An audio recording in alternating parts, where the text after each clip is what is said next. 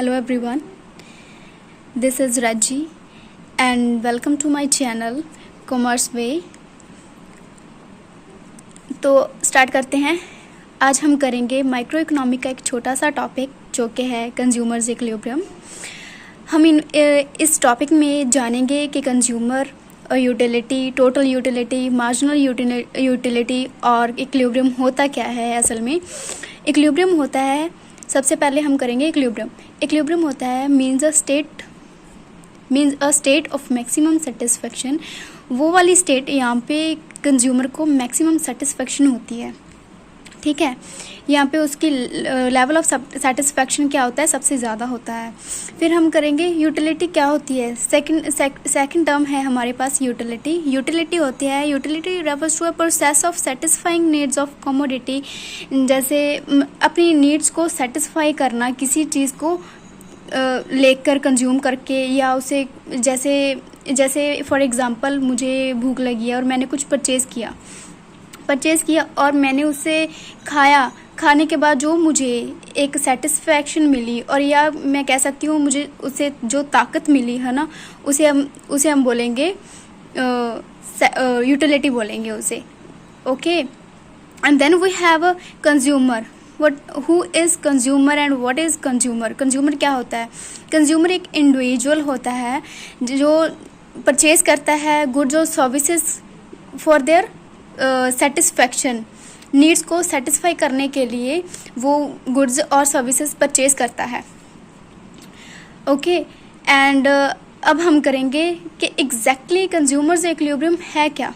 Consumers equilibrium is a situation, ऐसी situation है ये एक, when he spend his given income on the purchase of one और मोर commodity.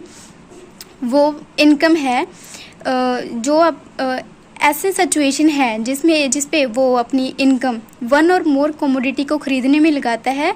For किसके लिए लगाता है, ताकि उसे मैक्सिमम सेटिस्फेक्शन हो सके उस कमोडिटी को परचेज करके, और या उसे परचेज करने के बाद जब वो कंज्यूम करेगा तो वो जो उसे मैक्सिमम लेवल ऑफ सेटिस्फेक्शन होगा उसे कहते हैं consumer's equilibrium, okay fine. And then हम करेंगे conditions. The consumer will be in the state of equilibrium when he fulfil the following conditions. कब होगा एक कंज्यूमर एक इक्विलिब्रियम सिचुएशन में, कब होगा ये हम अब देखेंगे। कौन कौन सी सिचुएशन है, या कह सकते हैं कंडीशंस हैं यहाँ पे जिसपे एक कंज्यूमर इक्विलिब्रियम पॉइंट पे होगा। हमारे पास फर्स्ट सिचुएशन है the marginal utility commodity x. कोई हमारे पास एक्स एक कमोडिटी है जिसकी marginal utility in term of, हम किस में टर्म, एक रुपी के टर्म में उसे मेजर कर रहे हैं, ओके। और उसका और प्राइस ऑफ कमोडिटी अगर दोनों सेम है, मतलब ऐसे बोल सकते हैं marginal utility of commodity in term of rupees is equal to the price. अगर हमें जो उससे यूटिलिटी मिल रही है एक्स से, फॉर एग्ज़ाम्पल हमने कुछ खाया, उसकी जो हमारी मतलब यूटिलिटी मिल रही है, उससे हमें ताकत मिल रही है, सेटिस्फेक्शन मिल रही है, अगर हम उसे एक रुपी के इन टर्म में मेयर करेंगे तो उसका इक्वल किसके इक्वल होना चाहिए, कमोडिटी जो एक्स है उसके रुपीज़ के इक्वल होना चाहिए। फॉर एग्जांपल ऐसे भी बोल सकते हैं, जैसे लिखा हुआ है marginal utility of x in rupees equals to क्या होना चाहिए, जो हमने कमोडिटी खरीदी है एक्स उसके रुपीज़ के इक्वल होना चाहिए। ये होगी हमारी मार्जिनल यूटिलिटी। और यहाँ पे जो हमारा कंज्यूमर है वो किस सिचुएशन में होगा, हमारे इक्विलिब्रियम की सिचुएशन में होगा, okay. And then we have a table. Firstly अगर एक कंज्यूमर फर्स्ट एक यूनिट परचेज करता है, उसका प्राइस सपोज 30 है, ओके। एंड उसे उस 30 वाले प्राइस से 50 की टर्म में 50 में उसे सेटिस्फेक्शन हो रही है, मतलब मार्जिनल यूटिलिटी उसको मिल रही है 50। देन यहाँ पे क्या हो गया, हमारा बेनिफिट ज़्यादा हो रहा है लेकिन हमारा प्राइस कम है। तो इसमें क्या करेगा, जो कंज्यूमर है उसे ऐसा लगेगा कि मुझे और ख़रीदना चाहिए, ठीक है। तो वो अब एक यूनिट और ख़रीदेगा कमोडिटी की और सेकंड लेवल पे आ जाएगा, सेकंड लेवल पे आके वो एक और यूनिट खरीदेगा उसी प्राइस पे, क्योंकि उसे वो उसी प्राइस पे इसीलिए खरीदेगा क्योंकि उसे पहले प्राइस से ज़्यादा बेनिफिट मिला।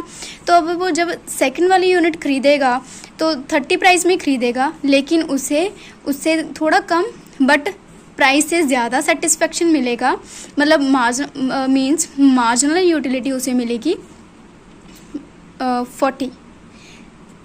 40 ऑल्सो 40 भी हमारे प्राइस से ज़्यादा है। एंड फिर करने के बाद, परचेज़ करने के बाद उसे और ऐसा लगेगा कि मुझे एक और कमोडिटी ख़रीदनी चाहिए, बिकॉज़ उसे ज़्यादा बेनिफिट हो रहा है, कॉस्ट से ज़्यादा बेनिफिट हो रहा है, इसीलिए वो और एक और ख़रीदेगा। बट ये जो मार्जिनल यूटिलिटी जैसे जैसे हम खरीद रहे हैं वैसे वैसे कम क्यों हो रही है? बिकॉज़ जो हमने लॉ पढ़ा हुआ है, law of marginal utility, diminishing marginal utility, उसमें क्या होता है, जब जैसे जैसे एक कंज्यूमर किसी भी कमोडिटी को कंज्यूम करता है उसका सेटिस्फेक्शन लेवल फर्स्टली तो बढ़ता है, फिर धीरे धीरे जैसे जैसे वो कंज्यूम करता है वैसे वैसे उसका marginal utility means marginal utility कम होती जाती है। जैसे जैसे उसका सेटिस्फेक्शन लेवल कम होता जाता है तो फिर वो एक ऐसा लेवल आता है यहाँ पे वो उसके बाद नहीं खरीदेगा उस चीज़ को, ठीक है। फिर वो अब जब उसे सेकंड वाली कमोडिटी खरीदी तो 40 भी उसका ज़्यादा था, बेनिफिट ज़्यादा हो रहा था, प्राइस कम था।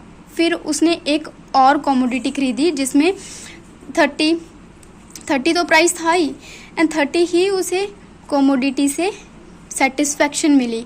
ओके, 30 ही सेटिस्फेक्शन मिली। 30 और 30 ये आ गया हमारा वो वाली सिचुएशन। यहाँ पे हमें एक मैक्सिमम सेटिस्फेक्शन लेवल है। यहाँ पे हमारा मार्जिनल यूटिलिटी जो हमें एक गुड से मार्जिनल यूटिलिटी मिल रही है वो भी सेम है और हमारा प्राइस भी कमोडिटी का सेम है। और अगर उसे ऐसे लग रहा है भी दोनों चीज़ें सेम है तो एक और ख़रीदेगा। वो अगर और ख़रीदेगा तो वहाँ पे क्या होगा, फोर्थ यूनिट ऑफ कमोडिटी जब खरीदेगा तो क्या होगा, वो 30 रुपीज़ में ही खरीदेगा, 30 में ही खरीदेगा, बट यहाँ पे उसे कम मिलेगी क्योंकि उसका सबसे मैक्सिमम सेटिस्फेक्शन लेवल तो हो गया था ना। और उसे अब जब वो खरीदेगा उसे कोई इतना सेटिस्फेक्शन नहीं मिलेगी तो उसे मार्जिनल यूटिलिटी कितनी मिलेगी, 20 मिलेगी, जो कि उसके प्राइस के कम है। इसीलिए वो इसके बाद कोई भी परचेज़ नहीं करेगा।